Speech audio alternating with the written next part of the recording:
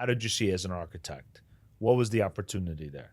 That when everybody saw people, you saw structure. I saw, yeah, I saw. What didn't I see, and what did you see? I saw what it is today. I had the vision of a very dense area. But that's as a matter of you being an architect. Partially. And what I want to, and I always say partially because it's not only that. I had to walk those streets. Now, you are in 2006 when I bought my first property, a two-family house in that area. First of all, you had to be motivated to buy a two-family house in McKinley Square, which is south of Jonah Square, and cross the PATH train on not the Oculus that we have right now, beautiful station. It was that structure that was built after the Twin Towers. But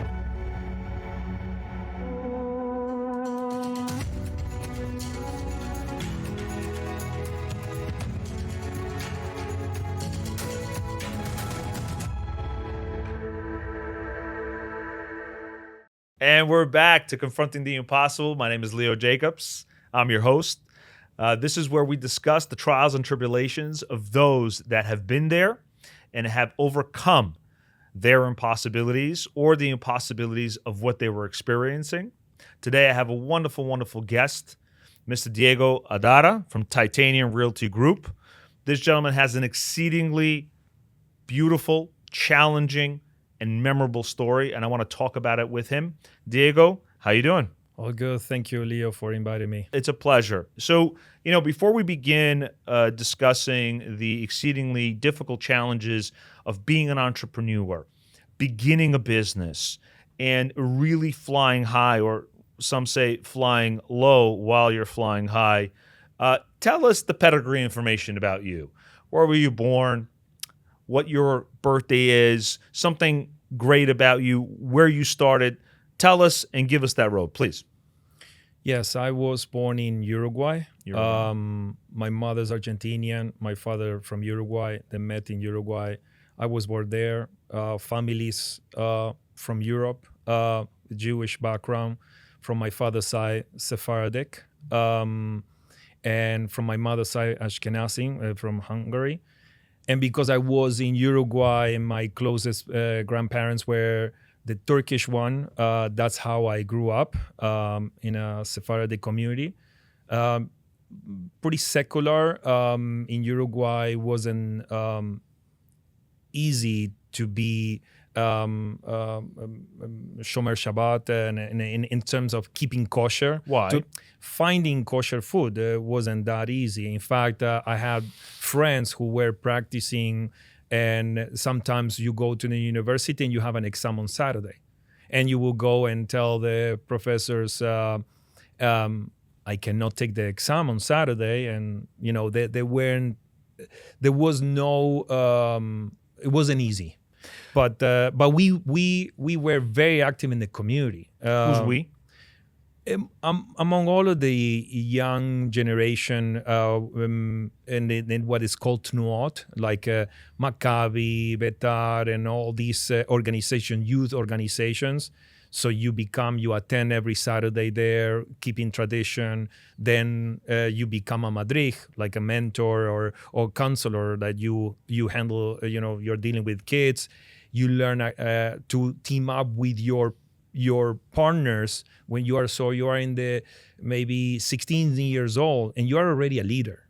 So you start learning about leadership very early by acting in the community. And what are activities? What are the activities?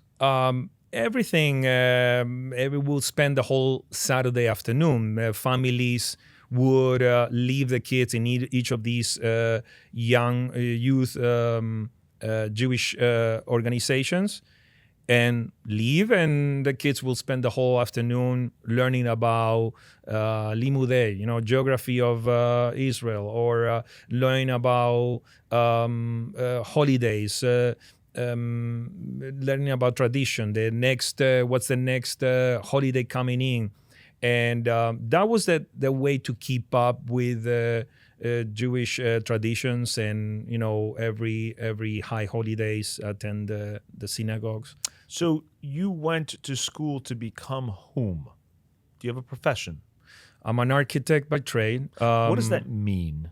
What does that mean? You're an architect by trade. What does that mean? What did you do? Were you ever an architect? So I'm a licensed architect in Uruguay. I'm not licensed in the U.S. So that you're not an RA. You're not a registered. I'm not architect. registered architect in the U.S. I will have to take certain exams. Where does that inspiration come from? Because you have to be a very creative mind to be an architect. Am I correct or am I incorrect? I always like architecture, but I always like business as well. And so, first of all, the university where I study is the only architecture school at that time was a public university, Universidad de la República it's called, and it has 2 years of urban planning. It's like you have a master's in urban planning included into the program, but soon after, I studied business administration while I was starting on a more entrepreneurial way in Uruguay. Why did you feel that was the way to go for you? Because when I was working for a developer while I was studying, so during the day, during my second half of my program, it's a very long program. The architecture is like 6 years. Is architecture universal? Yes, it is. I mean, then you have registrations to work around in certain building codes, but like here you have to adjust to building codes that are specifically for even sub-markets within the US as well. But yes, it's easier for any architect in the world to maybe eventually become an architect in New York City than, for example, an attorney. That you still need to, if you want, you need to do pass the bar and other things. But for me, it was interesting architecture from the very beginning to create, as you said. Where's the inspiration coming from? Father, mother, magazine, God? Where does it come from? Or was it something you picked? It's something I picked from early, since I was not even 10 years old. My parents, none of them have any degree. My father was always in certain businesses, first in plastics, then in toys, sometimes in diapers, trying factory. He started entering into buying houses and fixing them and renting them later on in life. But by then I was already an architect student. I had interest in architecture since I was 80 years old. And do you still practice it today or no? So we have a company, it's called Uforma, but that is not that's pure like a design, architecture design company, more in the consulting side. We are not registered. We get involved in sometimes on the schematic design, and then we pass it to the architects of record, because we cannot submit plans at the Department of Buildings. But we work with them as a consultant, like any designer or MEP engineer. And that gives us, being in-house, give us a lot of advantage. We immediately understand the type of design based on the sub-market, based on the product, the final product we want to achieve, in all of the aspects, including financially, right? So your architectural mind, does it inform your life's decisions and paths that you take? A portion of it. Describe to me where it informs that.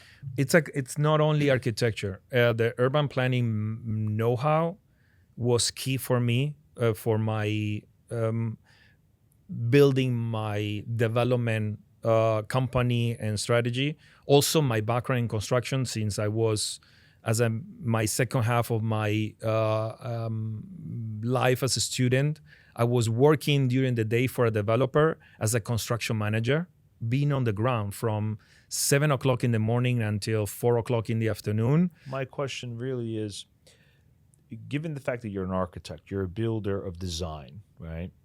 Like, I'm a lawyer. I'm a builder of argument. I'm a builder of persuasion, right?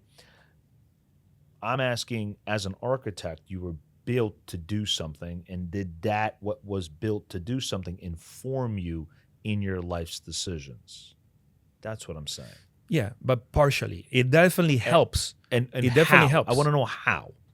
What is it? I give you an example. Please. That's when architecture is a portion of it. I think urban planning is another very important portion of it. I remember being an NYU SHAG. I was a student taking a master's program in 2009.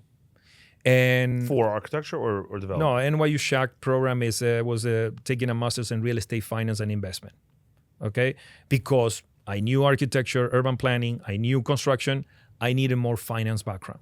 So as I was preparing myself during the best time to go to school between 2009 and 11, I did it while I was starting my, the cost of opportunity was very low. So it was perfect for me to go back and get a master. In addition, and I just put it aside, I'm not answering your question yet, but No, I had my green card by then, so I could get a student loan because I didn't have money to pay NYU. But I had a green card by then, so I took a student loan. But as I said, I was in these network events, and I was talking about Journal Square in Jersey City. People say, Journal what? People didn't have a clue about Journal Square. Of course, very few, like KRE was already involved in I think Cushion and Companies as well, in Journal Square with tidying up the main land there, right on Journal Square. That's why we have one Journal Square with Cushion and Companies, and we have Journal Square by KRE.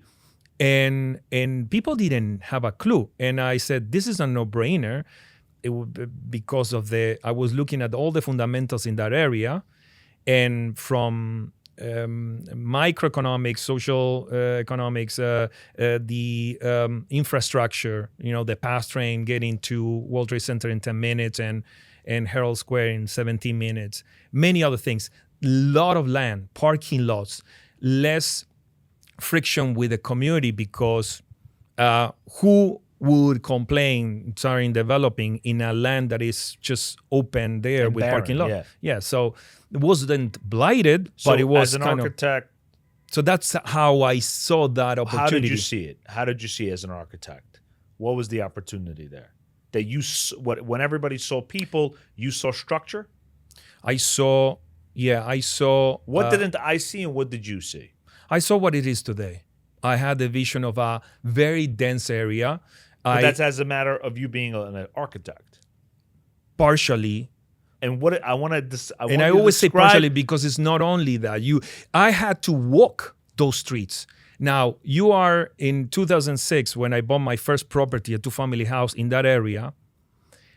First of all, you had to be motivated to buy a two-family house in McKinley Square, which is south of Journal Square, and cross the PATH train on not the Oculus that we have right now, beautiful station. It was that structure that was built after the Twin Towers. But architecture, you said, is partially part of why you had the vision. Yeah. But what in architecture gave you that partial vision? Is it your education? Is it what you've learned? What's the partially? One of the Why things, does it count? Why does architecture count? We are trained to observe. Architects, and moreover with business mindset, if you observe towards a business like a opportunity, Well, that helps. Do the neighborhood. Do you observe the neighborhood? Yeah, I walk every single street there. And yes, you could be running away or saying, this is awesome. This is incredible opportunity. Interesting. Do you think everyone saw that? Eventually, yes. But I remember You saw it first. No, there were others. I already named some of the companies. But as a small guy who only owned a two-family house by then, basically I owed more than I owned at that time because I was cash flowing negative. The value of the two-family house went down because of the subprime loans and the crash and the financial crisis. Lehman Brothers couldn't afford a coffee, huh? Of course, but I would say among the network I was involved, Yes, I was surprised nobody knew about that market. So what separated you in the beginning, which maybe you saw, maybe you didn't saw, is the fact that architecture and your education in architecture gave you the tool to see, and that gave you the tool to have a vision. Am I correct? Again, I would say more urban planning. Architects, and more of in the US, are trained to be more in the design side. Mechanical. Design, I mean, and then coordination with the MEPs and structural engineer. How is it in Uruguay? Same, but we are very well trained. In fact, part of our team is in our development team. They are architects from Uruguay. But what's the difference? A lot of, again, the combination of design, construction, and urban planning. The three of them. Design, construction, and urban planning. And then I added the finance background that I needed, and NYU. So that was a great tool for me. what's the tool? The tool? Knowledge. I mean, I like that. The academical knowledge. Right. But that's more theoretical, right? Right. But Then you have the practical knowledge, or the knowledge of the street mark. But you walking down the street and having a vision, where did that come from? When I am right now, for example, in Portchester, in Westchester, Yeah. it has even stronger fundamentals in certain way than Journal Square at that time. Of course, Portchester is not 10 minutes to World Trade Center or 17 minutes to or 20 minutes to Midtown. It's 40 minutes or a little bit more, depending on the type of train you take, to Grand Central. Those 20 minutes, additional 20 minutes, makes the difference of the demand. However, in terms of fundamentals, we are sitting right there in surrounded by very affluent towns. So there are a lot of you learn to read a submarket about all of the fundamentals of that submarket. There are many submarkets that are being pitched by others that I will not touch.